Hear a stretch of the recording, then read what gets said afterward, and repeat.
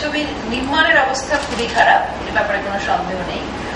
এবং সেই খারাপ অবস্থাটা আসলে অল্প কিছুদিন ধরে চলছে। তবে আমাদের চলচ্চিত্রের অবস্থা আর কমার্শিয়াল ছবির অবস্থা দুটোকে এক করে ফেললে বোধহয় একটু অবিচার করা হবে। আমাদের চলচ্চিত্রের সামগ্রিক অবস্থার জন্য আবার এই বাণিজ্যিক ছবিগুলো খুব দায়ী তা বলা যাবে না। আমাদের বাংলাদেশের চলচ্চিত্রের অবস্থার জন্য দায়ী হচ্ছে সিনেমা হল, আমাদের ছবির মার্কেটিং স্ট্র্যাটেজি, বা আমাদের বাংলাদেশের চলচ্চিত্র যখন হলে প্রদর্শিত হয় সেটা যে ট্যাক্স, সেই সব কিছু মিলে এটা একটা প্রক্রিয়া। একটা প্রোডাক্ট যখন তৈরি হয় সেটাকে বাজারজাত করবার জন্য কিন্তু অনেকগুলো সিস্টেম ডেভেলপ করতে হয়। তো সেই সিস্টেমে যখন থাকবে না, সেই প্রোডাক্টটা ভালো হলেও বিক্রি হবে না, খারাপ হলেও তো বিক্রি হবেই না। তখন মানুষ কিন্তু ভাববে যে ভালো প্রোডাক্ট যখন বিক্রি হয় না তখন আমি একটু ভেজাল দিয়ে বিক্রি করি, কম টাকায় আমার টাকাটা উঠে আসে। তো অনেকটা এরকম মোটা দাগেই বললাম, এরকম ভাবেই কিন্তু আমাদের চলচ্চিত্রের অবস্থাটা খারাপ হয়ে গেছে। তো আমাদের বাংলাদেশের চলচ্চিত্রকে আসলে ঠিক করতে হলে আমাদের টোটাল চলচ্চিত্রের সিস্টেমটাকে চেঞ্জ করতে হবে, এবং সেটা সরকারি পৃষ্ঠপোষকতা প্রথমত খুব জরুরি। পাশাপাশি বেসরকারি বিনিয়োগগুলোকে আসলে আমন্ত্রণ জানাতে হবে, এবং বেসরকারি বিনিয়োগগুলো তখনই আসবে যখন সরকারের পৃষ্ঠপোষকতা বা সরকার দাঁড়াবে চলচ্চিত্রের সাথে। আর যখন এই সিস্টেমগুলো তৈরি হবে তখন কিন্তু যে খারাপ চলচ্চিত্রগুলো নির্মাণ হচ্ছে সেগুলো আসলে টিকবে না, কারণ স্রোতে কিন্তু অনেক ময়লা আবর্জনাও আসে, তাই না? তো সব কিন্তু থাকে না। সেই কারণে আমরা মনে করি বাংলাদেশের চলচ্চিত্রের উন্নয়নের জন্য সরকারি পৃষ্ঠপোষকতা, নিয়ম নীতিমালার প্রয়োজন, এবং সেক্ষেত্রে কমার্শিয়াল ছবিগুলো ঝরে পড়বে। এবং আমরা যারা চলচ্চিত্রের সাথে জড়িত তাদের অনেকে দায়িত্ব হচ্ছে যে এই খারাপ যে চলচ্চিত্রগুলো হচ্ছে সেই চলচ্চিত্রগুলোকে বয়কট করা। আমি যদি একটা খারাপ চলচ্চিত্রে অভিনয় না করি তখন সে চলচ্চিত্র নির্মাতা কিন্তু সেটা বানাতে পারছে না। একজন প্রডিউসার যখন খারাপ ছবি বানাতে যাবে, একজন পরিচালকের দায়িত্ব হচ্ছে সেই ছবিটাকে বয়কট করা। এখন আমি বয়কট করলাম, আপনি একসেপ্ট করবেন, তাহলে তো হবে না।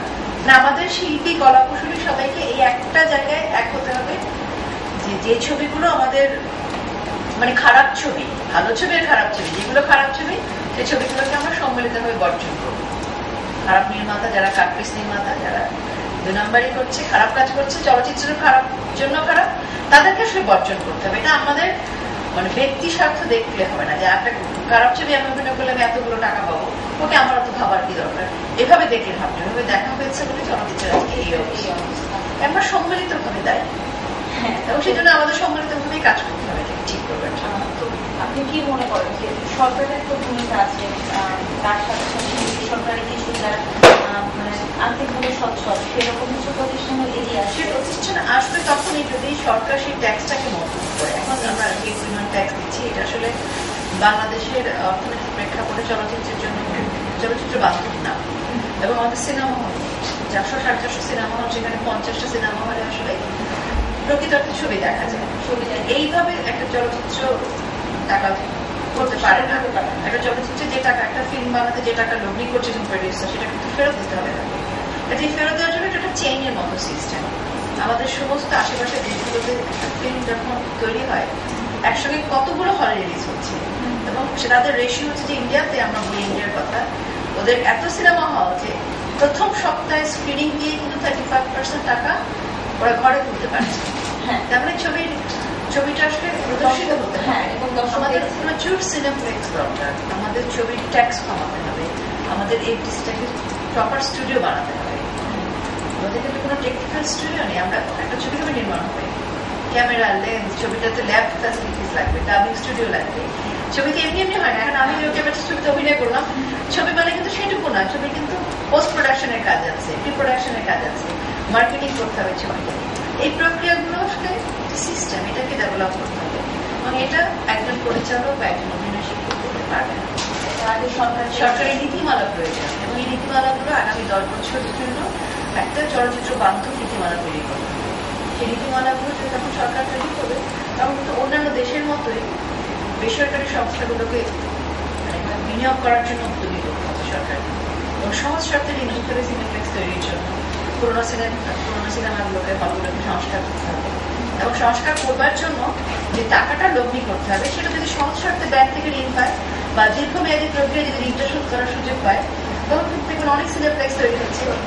এবং আমাদের এই যে এখন সিনেমা হল থেকে মার্কেট হচ্ছে, বড় বড় মাল্টি স্টোরি হচ্ছে, সেখানে কিন্তু রাজ্য কি সরকার নীতিমালা করে দিতেই পারে প্রত্যেকটা মাল্টি স্টোরে যে বিল্ডিং গুলো হচ্ছে সেখানে কমপক্ষে 2টো সিনেপ্লেক্স থাকবে। এরকম 2টো সিনেপ্লেক্স যদি হয় এবং প্রত্যেকটা জেলার পুরোনো সিনেমা হলগুলো সংস্কার হয়। আমাদের বাংলাদেশের জনসংখ্যা অনুযায়ী আমরা মানে 1500 থেকে 2000 সিনেমা হল যদি থাকে, ট্যাক্স কম থাকে, সিস্টেমটা ডেভেলপ করে, কেন বাংলাদেশের ছবি ভালো হবে না? 60s 70s 80s এ বাংলাদেশের ছবি চলেনি, 100টা ছবি কি করে হতো আর কিভাবে টাকাটা ফেরত আসতো? তখন তো জনসংখ্যা কম ছিল এবং তখন সিনেমা হলগুলোতে যে মুদ্রিত রাখতো। এখন তো সবাই মোটামুটি বিনোদন হিসেবে আমি যেটা দেখি সবার কিন্তু একটা হাহাকার আছে, এক ধরনের আকাঙ্ক্ষা যে একটা ভালো ছবি দেখতে যাবো। ঢাকায় একটা ফ্যামিলি নিয়ে কোথায় গেছে তবে আমি মনে করি সিনেমা হলে সরকার যদি বিনিয়োগ করে, এটা আমাদের পুরো বাংলাদেশের জন্য কিন্তু একটা বড় ব্যাপার হবে। এই কারণে আমাদের যে ইয়াং জেনারেশন এখন আসলে প্রপার বিনোদন চায় না। সেখানে তারা আসলে কোথায় যাচ্ছে, তারা আসলে কি করছে? তো পরিবারের সদস্যরা সিনেমা দেখছে না, বিনোদন নাই, যার ফলে কিন্তু মানে বিনোদনের অভাবেই কিন্তু মানুষ বিভিন্ন জায়গায় বসে যায়, বিভিন্ন জায়গায় চলে যায়, সময়গুলো ভাগ হয়ে যায়, পরিবারের ভিতরে সম্পর্কটা কেউ থাকে না। যেটা আমি মনে করি সিনেমা হলের যে বিনিয়োগটা, সরকারি বিনিয়োগ বা সরকারি নীতিমালাটা আমাদের সমাজের জন্য, পরিবারের জন্য, পরবর্তী প্রজন্মের জন্য কিন্তু অনেক বড় ব্যাপার। সিনেমার মধ্যে কিন্তু সকল দর্শকের কাছে অনেক মেসেজ পৌঁছানো যায়। বা আমি কিন্তু আমি যে কথাটা বলতে চাই সরাসরি, সে কথাটা আমি সিনেমা দিয়ে বলতে পারি, ক্যারেক্টার বলতে পারি। কাজে সিনেমা হল যদি সংস্কার হয়, সিনেমা দিয়ে বাংলাদেশের জনগণের মধ্যে কিন্তু বিপ্লব ঘটানো সম্ভব। ইয়াং জেনারেশনকে আমি আসলে ল্যাপটপ দিব না ক্যামেরা দেবো, তার চেয়ে বড় ব্যাপার হচ্ছে আমার ইয়াং জেনারেশন বিনোদনের জন্য বাবা মার সাথে পরিবারকে যখন সিনেমা দেখছে, তখন তার মানসিকতার যে বড় পরিবর্তন হচ্ছে, এটা কিন্তু তাকে দেশের কথা ভাবতে শেখাবে। এই বিনিয়োগটা অনেক প্রয়োজন দেশের জন্য। আমাদের এখানে এক দর্শক প্রশ্ন করেছিল, সেই প্রশ্নটা চলে গেছে আর কি, অসংখ্য প্রশ্ন আসছে মধ্যে চলে গেছে। তো তার প্রশ্নটা এরকম ছিল, আমি তখন তো মনে রেখেছি, সেটা হচ্ছে যে চলচ্চিত্রের এই যে দশা, এর মধ্যেও কিন্তু কিছু তরুণ নির্মাতা এবং তরুণ অভিনেতা অভিনেত্রী তারা কিন্তু উঠে এসেছেন এবং তারা নিজেদের উদ্যোগে এখন সুস্থ চলচ্চিত্র তৈরি করছেন। আবার তারা বিভিন্ন রকম ইনিশিয়েটিভ নিচ্ছেন যে আমাদের চলচ্চিত্রটা যাদের মানে সুষ্ঠুভাবে এগিয়ে যায়। তো আপনি কি মনে করছেন যে তাদের যে ইনিশিয়েটিভ, এর ফলে আমরা কোন জায়গায় যে পৌঁছতে পারবো? আমাদের কিন্তু আমি একটু আগে বললাম যে আমি একটা চট্টগ্রামে করেছি, শেষ করে আসলাম আজকে সকালে। এই যে খুবই কম বয়সী একটা মেয়ে, অনেক নির্মাতা আছে আমাদের, অনেক কলাকুশলী আছে, অভিনেতা অভিনেত্রী আছে যারা ভালো কাজ করতে চায়। ওরা জানে ওদের ছবিটা কোথায় রিলিজ করবে, ওরা জানে এটা আনসার্টেন, হয়তো রিলিজ করতে পারবে না, কিন্তু একটা ভালো কাজ করবে। এই যে ভালো কাজ করার ধারণাটা কিন্তু আমাদের দেশের সব স্তরের মানুষের ভিতরে আছে। এবং আমাদের চলচ্চিত্রের নির্মাতাদের সংখ্যা কিন্তু কম না, যারা প্রডিউসার পাচ্ছে না, পকেটের টাকা দিয়ে, নিজের জমানো টাকা দিয়ে ছবি বানাচ্ছে, স্বপ্ন দেখছে। কাজে এই যে সিনেমা প্রেমী সব মানুষজন আছে, এদেরকে আসলে এদের জন্যই অনেক কিছু করা দরকার। এবং আমি মনে করি এই গ্রুপটা আগামী 5 বছর 10 বছর তো সময় লাগবে, ঠিকই দাঁড়িয়ে যাবে।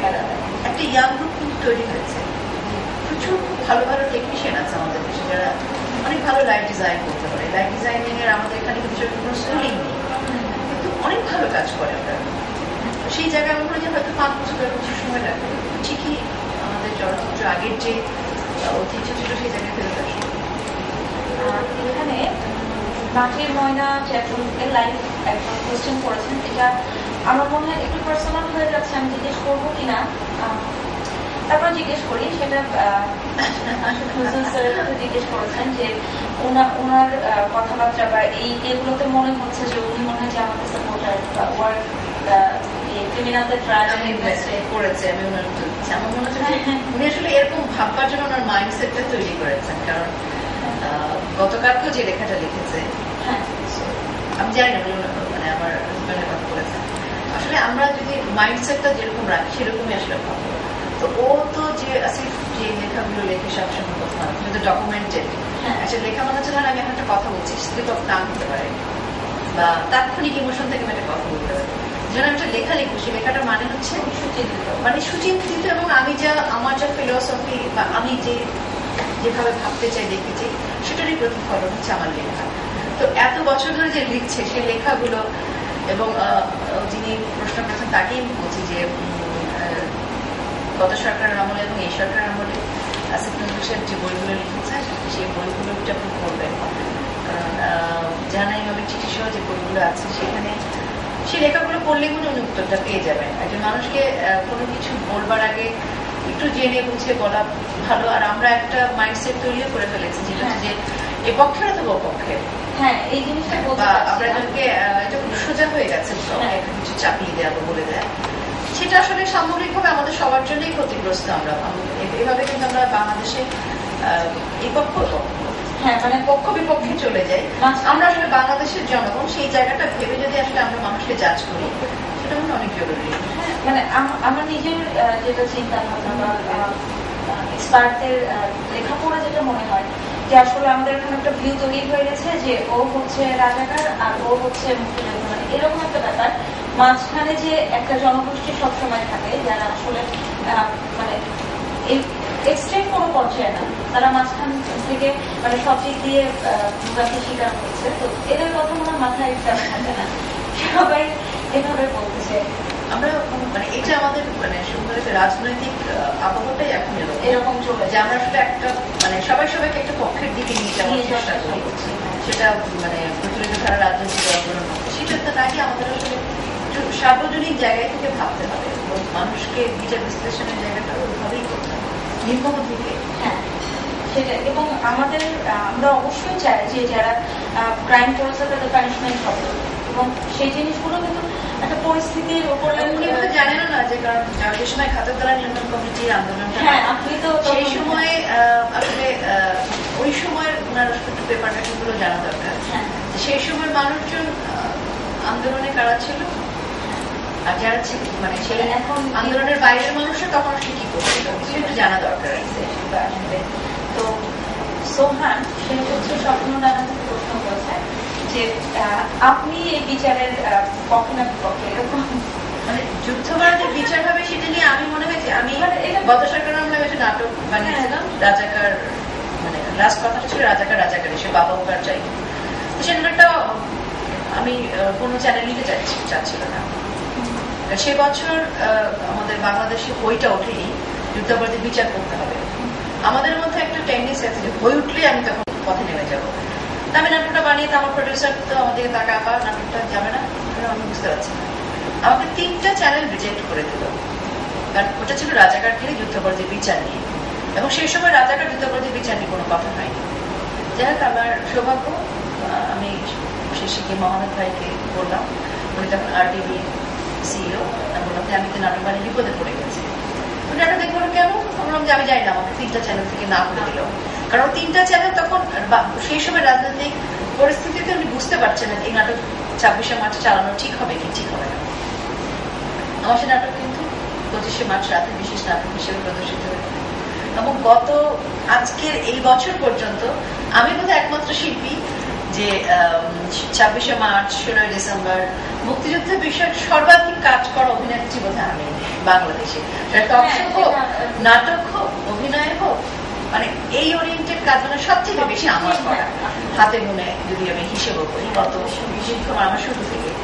তো আমাকে এই প্রশ্ন উত্তর দেওয়াটা খুব হাস্যকর মনে হয়। আমার মনে হয় যে আমি কেন, আর আমার বাবা মুক্তিযোদ্ধা, আমার চাচা মুক্তিযোদ্ধা, আমার জেঠু মুক্তিযোদ্ধা, আমাদের বাড়ি ঘুরিয়ে দিয়ে হচ্ছিল। এখন বলতে হবে বারবার, এগুলো আসলে এখন প্র্যাকটিসের বিষয় হয়ে গেছে যে আমার বাবা মুক্তিযোদ্ধা, আমার অমুক মুক্তিযোদ্ধা, আমার তেমন মুক্তিযোদ্ধা, এটা বলে বলে আমি যে বাংলাদেশে একজন মুক্তিযোদ্ধা পরিবারের সন্তান সেটা প্রমাণ করতে হবে। এভাবে প্রমাণ করতে আমি আসলে আমি কখনো বলিও নি কোনোদিন। আমার সঙ্গে যারা এত বছর কাছে আছে মানে জানেন আমার বাবা মুক্তিযোদ্ধা, মুক্তিযুদ্ধের সময় আমাদের বাড়ি ঘুরিয়ে দেওয়া হচ্ছিল। এসব কিছু যদি নাও করতো, আমাদের বাড়িতে আগুন দেওয়া নাও হতো, আমার বাবা মুক্তিযোদ্ধা নাও হতো, তারপরও একজন বাংলাদেশের নাগরিক আমি বিশ্বাস করি, শুধু আমি না, প্রত্যেকটি নাগরিক চাইবে রাজাকার যুদ্ধাপরাধীর বিচার হবে। এবং এত বছর যে হয়নি সেটার জন্য আমি 2 রাজনৈতিক দলকেই ধিক্কার দিই। আমাদের এ সরকারও তো এর আগে এসেছিল ক্ষমতায়, তারাও তো করেনি। কাজে এই রাজনৈতিক এই ব্যাখ্যাগুলো আমার কাছে খুবই অদ্ভুত লাগে, কারণ যুদ্ধাপরাধীর বিচার করে তো আমাদের মানে ভেতরের দাবি, এটা সকলের দাবি। আমরা মানে শেষ দিকে চলে এসেছি, তারপর আমাদের অনেক প্রশ্ন থেকে গেছে। এখন মানে সবচেয়ে ইম্পর্টেন্ট যেটা প্রশ্ন, আমাদের এখানে অনেক ভিজিটর, তাদেরও একই জিজ্ঞাসা ছিল বারবার, এবং আগেও এই ব্যাপারটা এসেছে আপনার রাজনীতি নিয়ে, যে এখন যে আপনাকে বিভিন্ন আন্দোলনে রাজপথে দেখা যাচ্ছে, তো এই জিনিসটা যে আপনি কোনো পলিটিক্যাল পার্টির হয়ে রাজনীতি করছেন কিনা, বা আমি কোন পলিটিক্যাল পার্টির রাজনীতি করছি না, প্রচলিত ধারার কোন রাজনৈতিক দলের সাথে না। তার অনেকগুলো কারণের একটা কারণ কিন্তু আমি আগেই বললাম যে কোন রাজনৈতিক দলই যারা ক্ষমতা এসছে এ পর্যন্ত তারা কেউ কিন্তু যুদ্ধাপরাধীর বিচার করেনি। যারা যুদ্ধাপরাধীর বিচার করেনি কোনো দলই করেনি, পক্ষের দল বিপক্ষের দল কেউই করেনি, আজ পর্যন্ত করেনি। এ সরকার করবো করবো বলছে, না করা পর্যন্ত আমি আস্থা রাখতে পারছি না, কারণ এর আগে ওনারা করেনি। কাজে আমি কোন প্রচলিত ধারা রাজনৈতিক দলের সাথে নেই, বা যেভাবে হচ্ছে আমরা জনগণ কোন রাজনৈতিক দলের কাছেই নিশ্চিত নিরাপত্তা পাইনি, পাবো না, এবং বলেই দিয়েছে জনগণের নিরাপত্তা দিতে পারবে না। সেসব কিছু মিলিয়ে আমি প্রচলিত ধারা রাজনৈতিক দলের সাথে নেই। হ্যাঁ, আমি রাজনীতি করছি, করবো, আমি জনগণের সাথে রাজনীতি করবো, এবং সেই রাজনীতি করার জন্য আমি কোনো টিকিট বা নমিনেশনের জন্য রাজনীতি করবো না, আমি 5,000 বা 5 লাখ লোকের সমাবেশ করবার জন্য রাজনীতি করবো না। আমার প্রতিবাদ করাটা আমি মনে করি আমার দায়িত্ব, এবং আমি বিশ্বাস করি আমরা যারা জনগণ তারা যদি এক থাকি তাহলে জনগণকে তৃতীয় শক্তি বা অন্য শক্তি বলা হয় সেটা থাকবে না, জনগণই আসলে বড় শক্তি। এবং আমি বিশ্বাস করি আমাদের একটা ফোরাম আছে জনতার শক্তি, এবং আমরা জনতার শক্তি সেই ফোরাম থেকেই কিন্তু আমরা জনগণকে বোঝানোর চেষ্টা করছি যে বাংলাদেশের মূল শক্তি কিন্তু জনতা। আমরা সবসময় বলি যে জনতা তৃতীয় শক্তি বা পরোক্ষ শক্তি, আসলে জনতার শক্তি প্রথম এবং শেষ শক্তি। এবং আমরা জনতারা যদি এক থাকি আমাদের কোনো রাজনীতি করার রাজনৈতিক দলের মুখাপেক্ষী হওয়ার প্রয়োজন নেই, কারো এই নমিনেশন নেওয়ার প্রয়োজন নেই, কারো এই নির্বাচিত হওয়ার প্রয়োজন নেই। আমরা জনগণই পারি হাতে গোনা 5,000 10,000 যে করাপ্টেড রাজনৈতিক দল আছে, রাজনৈতিক কর্মী আছে, তাদেরকে দূরে সরে দেওয়া। কারণ জনতার শক্তির কাছে কোনো অপশক্তি টিকতে পারবে না, কিন্তু আমাদেরকে আসলে এক থাকতে হবে। তো কোন রাজনৈতিক দলের হয়ে না, মানে আপনি স্বাতন্ত্র যেটা বলা হয় স্বাতন্ত্র হিসেবে সংসদে নির্বাচনে যেতে চান? আমি আসলে মানে সংসদে যাওয়ার স্বপ্ন দেখি না, কারণ সংসদটা একটা দুঃস্বপ্নের জায়গা, যেখানে অত্যন্ত অশালীন আচরণ করা হয়, অত্যন্ত অসম্মানের জায়গা। এবং আমাদের এ যাবৎকালের সকল রাজনৈতিক দল প্রমাণ করেছে এটা একটা বর্বর জায়গা। এটার জন্য আমাকে আবার সংবিধান বিরোধী কাঠগড়া দাঁড়াতে হতে পারে, বাট আমি বলছি কারণ যেটা দেখে এসছি ওখানে যাওয়াটা আমার কাছে খুব স্বপ্নের জায়গা মনে হয় না। ওরকম একটা নোংরা জায়গা যেখানে তাদের সবাই সবাইকে খারাপ কথা বলে সারা পৃথিবীর মানুষকে শুনিয়ে, ওই জায়গায় যাওয়ার স্বপ্ন মনে হয় না এখন আর কেউ দেখে। রাজপথটা অনেক সুন্দর জায়গা, আমরা জনগণ যখন হাতে হাত ধরে মানববন্ধন করি আমার কাছে সেটা অনেক বেশি সাবলীল সুন্দর শালীন জায়গা মনে হয়, পবিত্র মনে হয়। আমরা জনগণ আসলে আমরা তো কিছু চাই না, আমার তো চাওয়ার কিছু না। আমি সংসদে গেলে কি পাবো? একটা গাড়ি পাবো, ফ্ল্যাট পাবো, দরকার নেই তো। সকল মানুষকে সিগনালে দাঁড় করিয়ে আমি বাড়ি ফিরে যাবো, আমার এসব পাওয়ার কোনো আগ্রহ নেই। আমি অনেক দেখেছি, অনেক পেয়েছি, এবং সাধারণ মানুষের কাছে যে ভালোবাসা পায় আমার মনে হয় আমি জনতার শক্তির কাতারে থাকতে চাই, এই কাতারে থাকতে চাই, সংসদের কাতারে যেতে চাই। যদি কোনোদিন দেখি যে সংসদটা একটা সুন্দর পবিত্র জায়গা হয়েছে, সুন্দর জায়গা, তখন হয়তো স্বপ্ন দেখার কথা ভাবতে পারি। কিন্তু এখন মনে হচ্ছে আমরা জনতারা অনেক পবিত্র মানুষ, আমরা জনগণ যেখানে দাঁড়িয়ে আছি। আমার শহীদ মিনার অনেক সুন্দর, আমার প্রেস ক্লাব অনেক সুন্দর, আমার সারা বাংলাদেশের মাঠে ময়দান আছে, এগুলো অনেক সুন্দর। আমরা একদম শেষ পর্যায়ে চলে এসেছি। তো শেষ করার আগে যেটা যে আমরা জানি আপনি একসময় কবিতা লিখতে বলতেন, তো আমি যদি একটা কবিতা শুনে একটা আবৃত্তি শুনে যদি শেষ করতে পারি আমার মনে হয় খুব ভালো লাগবে।